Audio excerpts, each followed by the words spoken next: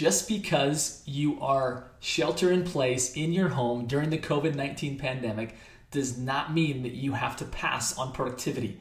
Today's episode was really unique because I got to interview my personal productivity coach, Jay Puppo, and have him share with us the things that he's telling his clients to do to continue to focus on their one thing, get that one thing done, and then enjoy the time at home. Then we turn the tables and Jay interviews me. For those that don't know, I'm a married father of 6 children, all of whom, of course, are at home right now. How can I possibly run a business? How can I possibly put out a constant stream of content focused on helping real estate agents think bigger? How is that possible when I have all of this distraction?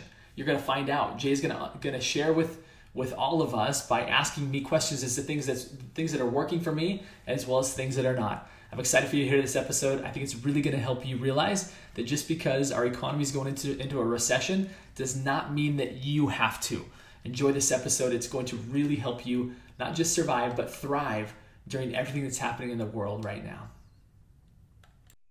All right, and we're live. I want to welcome everybody back to the Think Bigger Real Estate Show. I'm your host, Justin Stoddard. Absolutely thrilled to have a very dear friend, someone who's become very important in my life as far as productivity goes, and a topic that is top of mind for everybody in the world right now. So before I get into that and introduce today's guest, let me ask you a few requests. Number one, I would ask that you go subscribe to the podcast. Go to whatever your favorite podcast app is, find it, subscribe. If you give me a review, that'd be my love language. Secondly, go to YouTube, subscribe to it there, hit the little bell so that you get notified when new episodes come out. Everything that we're putting out right now is to help you survive and thrive during the COVID-19. You don't want to miss any of the episodes. And let me remind you, my passion is to help you think bigger, which means to wake you up, to help you recognize the potential inside of you, and then to help you live in pursuit of that potential. Today's guest has helped me do that, helps me do that, and is someone who can help you do that. His name is Jay Puppo.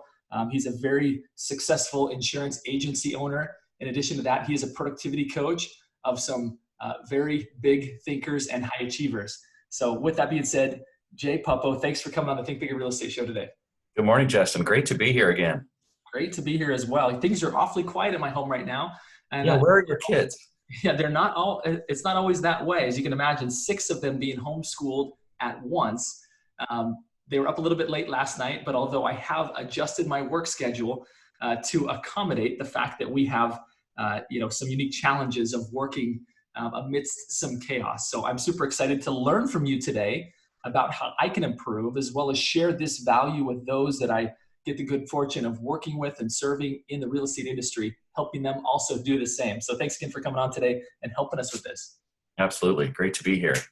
Yes. Jay, let's talk a little bit about, I know actually we're going to do some things a little bit differently, in the sense that I'm going to ask you some key questions as you're helping people thrive. And then we're going to turn the tables around a little bit. And Jay's going to interview me. And we're going to identify some things that are working for me and some things that aren't working for me. So you're going to get to hear both of us interview each other. It's going to be a really fun episode today. So Jay, let's talk about this. You coach, again, some of the biggest thinkers, highest achievers in the area, really a leader's leader. Talk to me a little bit about how you're helping people during this COVID-19 crisis, this pandemic, where everything's different. Typical routines are out the window, right? People are in all new work settings. They're an entirely new workflow, and they're still needing to keep business going. Talk to us a little bit about kind of the advice that you're giving your clients to help them through this. Yeah, I think the first and most important thing to understand is that this thing is happening to all of us, right? No, it's not happening to any one individual person. It's happening to all of us, all at the same time. I think there's a great line from the 7 Habits of Highly Effective People, or no, maybe it's Good to Great. But he says, Jim Collins says in Good to Great, confront the brutal facts of your current reality. And I know for a lot of people, it's really tempting to spend time on the news and listen to the updates from our governor, from our president, and to have all the different news media on, to have the notifications. Really tempting. And as leaders, we need to stay aware and alert. And yet also to confront the brutal facts that this thing is here, it's real, and we have families to feed. And so we got to get to work. And so just having that awareness and confronting that brutal fact and being able to put the rest of the noise to bed. And I know that's hard to do, but one of the tools that I'm finding really helpful is to find a place to do it. One of my clients right now, like you, Justin, has a very large family. They're older than your children, but they're all home. They make a lot of noise. They play basketball inside when it's raining outside, and this person can't get anything done. And they're literally doing work from their car. They're going to their car, their quiet place, and they're pounding out their lead gen calls. So find a way, understand that this is not changing anytime soon, and you've got to find your solution, find the solution that works for you. Get creative. Jay, awesome advice, by the way. It's interesting. I was making phone calls from my car the other day, and it really was quite quiet. It was quite nice. So great advice. You have people right now that are inundated with information, right? I've shared before that the news's job is to inform us. Their business is to keep our attention. And the best way that they keep our attention is by showing us the most dramatic things in the world, bringing into our living room. And right now, there's no shortage of dramatic things happening in the world. And of course, our hearts absolutely go out to that. But talk to us a little bit about kind of managing that. When there's so much dramatic news out there, how does one still stay productive? I think a tool, a technique that I use and I encourage my clients to use is to set a daily goal. So let's narrow your work down to today. Let's just focus on today. Get a daily goal in writing, and then achieve your goal first before you watch any news, before you check your email, before you do anything else. Get your one thing, your most important thing done. And I know for most of us, lead generation, most of us in sales, lead generation is our thing, right? It's what we have to be doing. In fact, I have a sign on my desk. I'll show it to you. I personally use this. Can you see that okay? That's perfect. Yeah. And, until my lead gen is done, everything else is a distraction. And I personally live this. I personally, we all are suffering from all of this information overload. And to be able to come into a quiet place, to look at that for a few minutes and realize that if I get on the phone and start pounding out my calls or do my emails or whatever it is, however, I'm going to make contact with my clients. And if I could be so bold, just take a little tangent here. This is the moment when your clients need to hear from you, need a contact from you. And in fact, what I'm personally experiencing is that some of the centers of influence who in the past have been very difficult to get a hold of, I'm finding, in fact, just yesterday, I was doing my lead gen calls and called a massive center of influence, and the phone was picked up on the first ring. And with a hello, Jay, I've never had this person pick up the phone before. So, and it was really interesting to have sort of the conversation went deep fast. So the centers of influence, people who are going to refer business to you, people who are going to know about clientele who are distressed and needing to list their homes, they're needing to hear from you, and the time to call them is now. And I think what you can do, if you're wondering maybe what to say in the call, I've interviewed some of the agents that I work with, and they're finding good success with just being curious. What's happening in your world? How are you surviving? What are you experiencing? Centers of influence like to think bigger. They like to talk about big ideas and success. So start there with your phone calls, and trust me, the centers of influence are going to be looking forward to your call. They'll be excited to hear from you, and it will help you build that bridge the minute the floodgates open again, you'll have opportunities. So make your calls. Get rid of the distractions. Well, I love that, Jay. Yesterday's guest actually shared something interesting that right now Verizon and AT&T are tracking phone calls since this whole crisis started and we all started going home to work. Phone activity, not texting activity, but phone activity is at levels higher than even on Mother's Day. People are picking up the phone. People are answering the phone. They have more time. And I think we're all more interested in being human to human because we can't be face to face. Yeah. So I agree 100% with you. I also believe, as do you, right, that this isn't a time to necessarily be a profiteer. I heard one of my mentors say that it is a time to reach out in care. And I think people who are sales professionals like you, like me, people that watch the show, we're in sales because we actually see it as an extension of our service to the world, right? We get to lead people through sales. And if that's the case, then there's never been a better time to be on the phone, reaching out to say, how are you? How's your family? Is there any way that I could be of help to you right now? Like those three questions, I think, are absolute gold.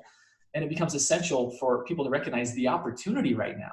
I'm not talking about the opportunity to grow your business, the opportunity to deepen relationships and be in conversation. So I love the fact that you're telling people to get on the phone, because many people are hiding from it, right? Many people are hibernating and saying, nobody wants to hear from me right now.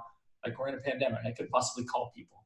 Actually was hearing some agents say that yesterday, like, I'm super timid to call anybody right now. So I love what you said about that. If anyone else is struggling with that, is there anything else that you would add, Jay, that would help them maybe unlock that as to why, as to the need right now to be calling and being voice to voice with people? Well, it's true what you say, that call reluctance during this time is very real. The fear of calling people is very real, and I understand that. And we have to make the calls. So what I would encourage people to do is call somebody friendly, call a family member, call a neighbor, and practice on them. Just call, like, because the script that you just gave us, Justin, is not an ask for business script. It's a reach out and care script. So practice on your friends and family, and then call a client or a prospect who you know is sort of an easy call, and work your way into it. But no matter what happens, don't let a day go by that you don't make your calls. You and I you've set a daily call, and I'd just like to turn the tables on you on this. You know, you're calling folks and reaching out on a daily basis. As you make these calls, Justin, what are you experiencing? What are people saying? Are they slamming the phone down and cussing your name, or what's happening? Not at all. It's met with a lot of appreciation. Like, hey, thanks for calling. And I think at this point, the world's getting smaller and it's getting more united. We're starting to realize, like, we're one big family, right? We're one big human family. And you always want to hear from your family members in times of distress, times of need. And when someone genuinely cares, like you do, like I do, like this audience does, then it becomes very gratifying for me as well, right? There's a part of humanity that I'm missing right now.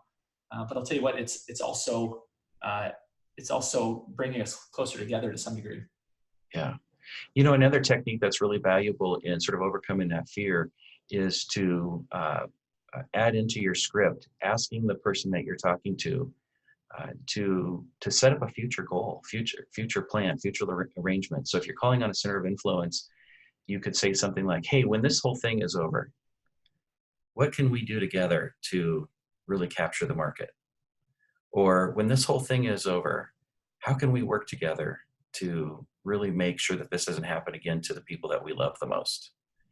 And just that notion, what we know about the brain science is just talking about the present and talking about the future, especially, causes your amygdala to calm down, causes the fear mechanism to calm down.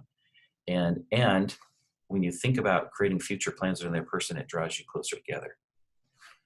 I love that. I think right now, at a time where none of us can travel, right? Not even supposed to travel outside of our home unless it's absolutely necessary. We're inviting people to travel with us, travel into the future with me, right? What a gift that is to somebody. It's powerful. Yeah, and the future could be tomorrow. We were talking about this. I was having the same conversation with one of my coaching clients, and what she's doing is she's saying, hey, let's call each other next Friday at 10 o'clock and let's have a cup of coffee together. And so literally they're on Zoom with their cup of coffee. They set a future goal, a future topic to discuss over coffee, just like they would do in real life, except it's over the internet. And she said, I'm so glad I did that. It really connected us in a deep way. So this notion of thinking about something in the future that's positive can be really helpful in helping you get past the call reluctance. What I think you've really unlocked something for us there is that so many people are saying, I'll start having appointments again when this thing passes. And I'm telling you, you're missing out on an opportunity, one, to connect with people. And there are people that are figuring this out, and they're out having conversations and meetings with people via, right? Case in point, our conversation here this morning that is pretty darn close, right? Other than a hug and a handshake, like other than that, like I feel like we're in the same room together. And I think people need that and want that, and your business will thrive if you're if you step outside your comfort zone and start setting some coffee meetings, right? Yep. You have coffee on your side, I'll have it on my side, and we have a conversation. Like that's a really great way, great takeaway that everybody can do here is like, how many coffee meetings can I set today? Maybe that's overkill on coffee, but you get the point, right? Yeah. Like you can really go on business as usual, right? To some degree, without thinking that the world, it has to stop, right? Maybe the world is, but your world doesn't have to stop. You don't have to participate in the fact that nobody's talking. Okay? Yeah. Yeah. Hey, let me ask you this question, because I know that you've got a really busy household. Let's turn the tables. So how is it that you're getting, and you're having some great call numbers and some great results, and how are you doing that? How does the noise and the whirlwind that has to exist in the Stoddard home, how do you pound out those calls? It's a great question. First of all, I get up. I don't make calls early, but I get out of the way some of the really important stuff while everyone's sleeping, right? Mm-hmm. And I also know that there are times of the day when homeschool with 6 kids is happening upstairs. And I'll tell my wife, okay, I need an hour of time here. Mm-hmm. I'm either doing a webinar or I need to make some critical calls. And if that doesn't work for her, I'll go sit in the car, right? Maybe I need to run to the store to grab some milk.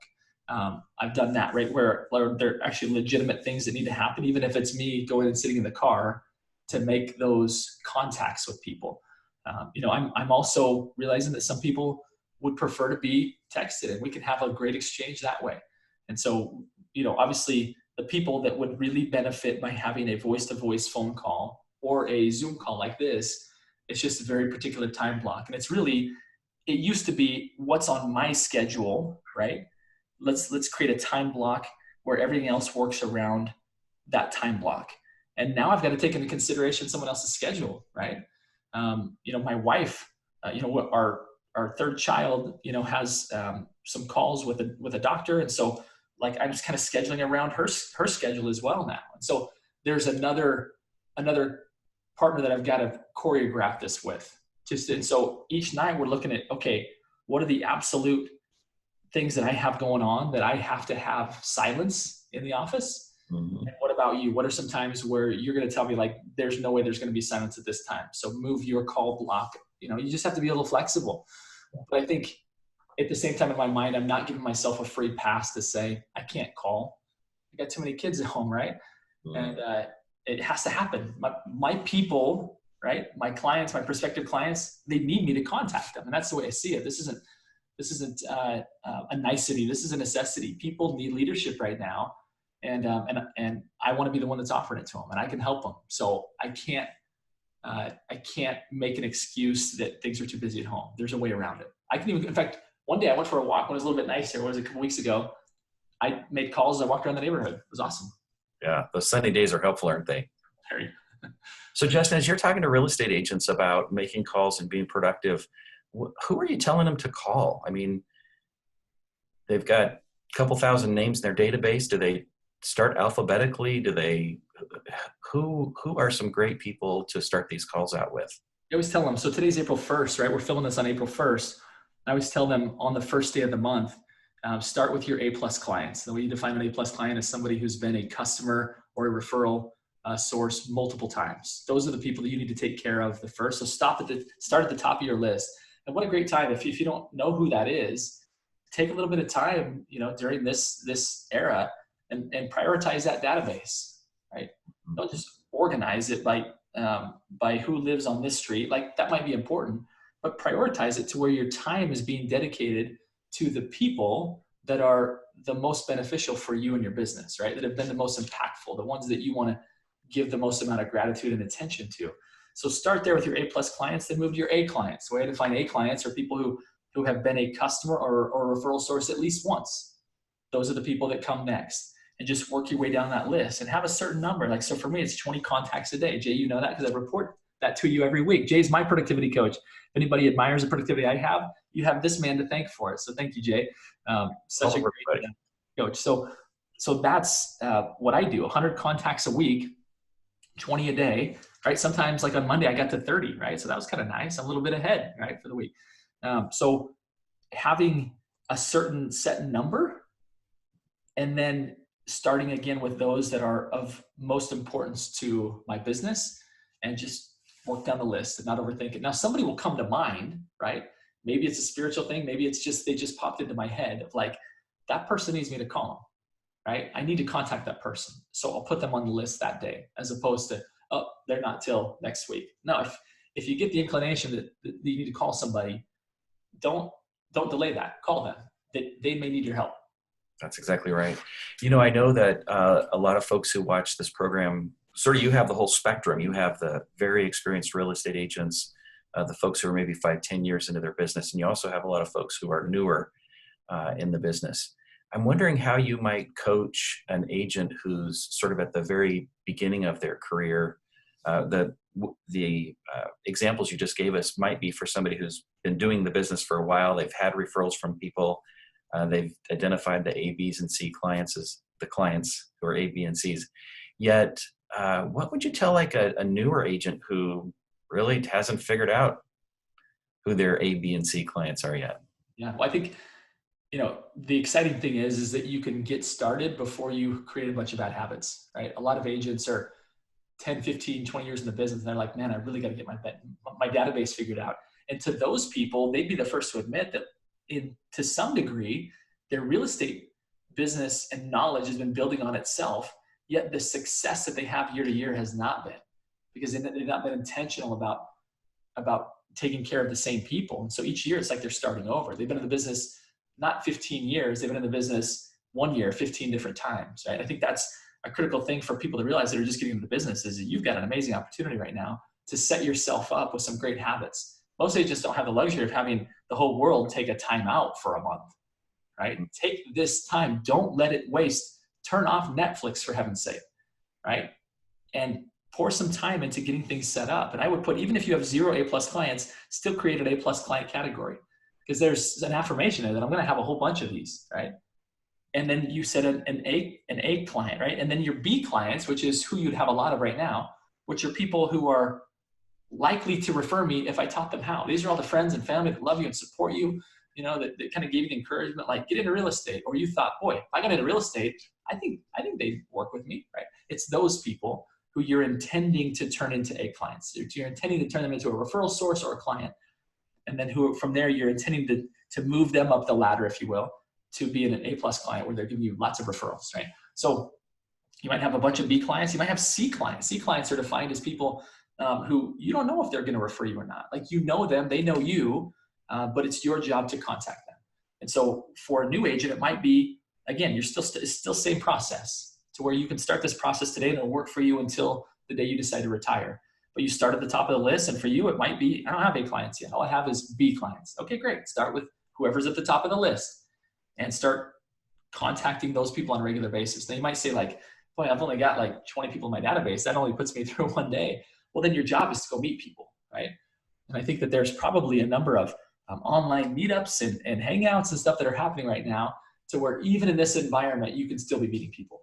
And if you look for it, in fact, there's a meetup.com where you can go in your city, and whatever thing that you're interested in, I guarantee a lot of those things have moved online. Eventbrite right now, I know, is, when I go in to do an event there, they're talking about how they're helping people migrate from in-person events to online events. There's a lot of stuff happening in the digital space right now, even in your community, to where you can be in the comfort of your own home and networking, meeting people, and adding them to your B and C client list, with the intent over time to take such good care of them that they become A clients. Yeah, that's great advice, Justin. I also know that you are adding value to your clients every time you make phone calls. And I'm wondering, a lot of the more experienced agents and long-term agents who've been out there selling real estate maybe have always done it sort of in person, face-to-face, and haven't used the technology like we're forced to use today. And there's so many different technology options out there. If I were an agent who's maybe 15 years into my career, I'm not technology savvy, but if this becomes the new norm, I've heard some reports that we could be into this 18 months or possibly 24 months. If that worst case scenario comes true and I'm forced to use the technology or go out of business, what tips would you give me? Where would you have me start to learn? What software or platforms would you suggest I start with? It's a great suggestion. I think I would hope that people that are in that spot don't give up the business because they don't understand tech. The beautiful thing about tech is that it's designed to get easier and easier. It's not designed to get more complicated. It's designed to solve more problems, but it's the whole purpose of good tech is that it's easy for even kids to use. You should see my 4-year-old navigate an iPad. My 2-year-old, it's scary at times. Yeah. And so if they can figure it out, you can too, right? The way they figure it out is they just get curious and they start pushing buttons. They start swiping left, swiping right. Like, just get in and play with it. You can't be afraid of it. It's not a gun, right? It's a phone, right? It's a computer. It's not gonna hurt you. And so you botch a call or two, right? That's way better than botching all of them because you don't do any of them, right? Like, the worst botch call is you don't actually contact anybody and your business suffers and the people around you who could benefit from you suffer. And so, I think the key technologies, if you have an iPhone, I think FaceTime is a very simple way. As I mentioned, you've got a lot of offline activities going online to where online is actually getting fairly crowded right now. And I was sharing with a friend of mine, I said, if you're struggling trying to get people to online events, there's one event that there's never any competition for, and that's a one-to-one call, right? This is immune, you and me, Jay. I'm going to FaceTime you. I'm not competing for your eyeballs. Like, we're talking, right? And so FaceTime is a great way to do it. I think the other technology that we're actually using right now, both to record and to live stream, which is Zoom, right? Zoom.us. You can get a free account that will get you most of what you need. I upgrade to have some of the additional features and benefits, but you don't need that. You can have a free Zoom account and cover a lot of ground with that. The first tier up, I think, is $15. I'm not a Zoom, representative, but it's becoming a very, very valuable tool for a lot of people. And most people on the other end are getting pretty used to it. You can, just from your browser, if your phone has internet, people can take a Zoom call on their phone, very similar to FaceTime. So I would encourage people to look at Zoom, look at FaceTime. I would encourage you to have some decent lighting and some decent audio, right? I think you can order on Amazon or Best Buy during kind of limited hours. You can get kind of a ring light, right? So this is something that I've got here. I'll bring it around here. There's a ring light you can find on Amazon.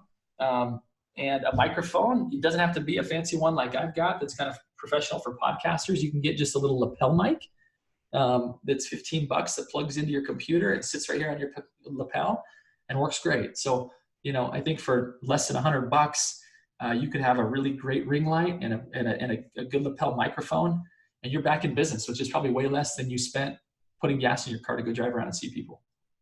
Yeah, that's great advice. And I love that you mentioned FaceTime first, because FaceTime was one of the first technologies that came out.